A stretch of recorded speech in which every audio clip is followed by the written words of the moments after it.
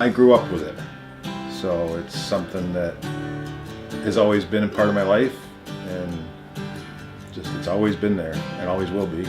It's not something you turn on and turn off. I've told my kids more than once that I've never woke up in the morning and wished I didn't have to go to work. Your parents were dairy farmers?